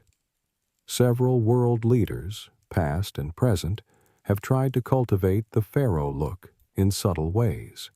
Sleek, pointed beards, carefully waxed goatees, press releases timed to showcase both military decisions and facial hair. Coincidence? Maybe. But facial hair, as always, speaks louder than words. You step closer to a glass case displaying items from an art exhibit titled Divine Chin, Beards of Power Through History. Among them are stylized beard sculptures, gold-dipped beard combs, and even a performance video of an artist braiding a 3-meter-long synthetic beard while reciting ancient hymns. It's art. It's satire. It's reverence. All at once. Nebamun watches your expression with a knowing look. The beard survives, he says, because we never stopped needing it. You nod slowly. Across millennia, the pharaoh's beard has evolved from sacred symbol to cultural shorthand, from temple artifact to Instagram filter. And while the meanings have shifted, from divine right to designer accessory, the visual power remains untouched. A straightened, coiled beard still says, "Look at me. I know something you don't, and I've got the chin to prove it." Even in modern Egypt, echoes persist. During festivals, performers portraying gods or ancient nobles often wear stylized beards. Tour guides don golden chin straps for photo ops. Kids craft paper versions for school plays. The tradition is playful now, but it still connects. A bridge between the hyper-mystical past and the digital present. And perhaps that's the most remarkable part of this whole journey. What began as a sacred measurement, ritualized, recorded, and whispered into scrolls, has become an enduring motif across cultures. Not because we still measure chin curvature with cubit rods, though admit it, part of you wishes we did, but because the image imprinted itself into our collective imagination. Deep down, we all still recognize the beard of a king. Nebamun, now silhouetted against the lamplight, folds his hands and says quietly, "Symbols don't die. They shift shape. A beard today may not hold the same divine weight, but it still carries memory." You breathe that in. The scrolls, the mistakes, the beads, the myth, the snap of a rod in a nervous hand, all of it somehow lives on. Perhaps not in palaces or temples anymore, but in art, humor, film, and fashion. The pharaoh's beard has gone from relic to pop icon, and still commands a little awe. But now, there's one last place left to visit, not in stone, not in memory, but in reflection. Because to understand why Egypt measured the beard so obsessively, you must finally ask, what did it mean to them? And what does that strange, sacred chin strap still whisper to you? Night has fully settled over the Nile. The last torch crackles softly in its sconce as Nebamun leads you into one final chamber, smaller, quieter, and utterly still. Here, away from the bustle of scribes, the debate of scholars, and the playful echoes of pop culture, you come face to face with the legacy of it all. A single, life-sized statue of an unnamed pharaoh. His eyes are serene, his posture dignified. And there, curling gently from his chin, is the ceremonial beard that started this entire journey. You sit cross-legged on the cool stone floor, gazing up at the statue as Neba Moon settles beside you. You've seen how we measured it, he begins softly. You've seen the tools, the rituals, the panic, the poems. But now comes the part we never wrote down. He pauses, letting the silence stretch. We measured the beard not because the gods demanded it, he says, but because we needed something to measure. It's a quiet admission. And the more you reflect, the more it rings true. The beard was many things: a badge of power, a divine marker, a bureaucratic obsession, a sacred standard, a cosmic joke. But beneath all that, it was something simpler, something deeply human. It was order, in a world ruled by shifting sands and unpredictable floods. A tangible metric in a kingdom built on stars and superstition. When crops failed, when dynasties changed, when omens turned dark, priests could still reach for the reed rod, wrap the oiled linen, and whisper, 7 palms, 1 finger. All is still in balance. That kind of reassurance? Priceless. And it gave people something more. A way to connect to the divine, not just through statues or temples, but through something as earthly and familiar as hair. It was humble and profound and a little bit silly. That's what made it sacred. You think back to the scribes, giggling behind scrolls, to the panicked priests, dripping sweat over snapped rods, to the folk remedies brewed from whiskers, and the cat who judged honesty by how well a beard curled. It wasn't just Pharaoh's beard they were measuring. It was devotion. It was hope. It was the need to believe that if the beard stayed right, the world would too. Nebaman stands slowly. We never told the people that, he says, with a gentle smile. We just gave them numbers, and they gave us faith. He nods to the statue one last time, and together you leave the chamber in silence. Outside, the stars glitter like embers scattered across the heavens.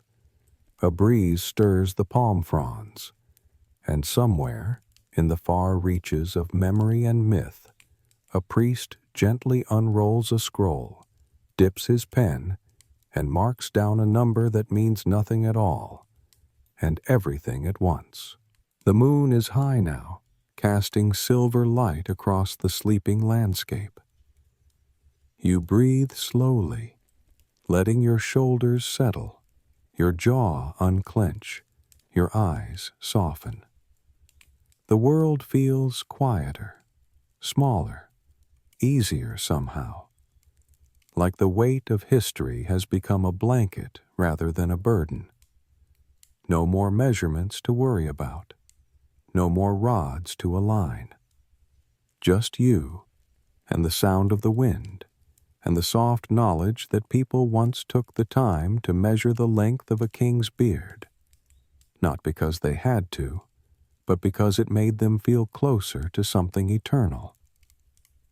You let that image rest gently in your mind.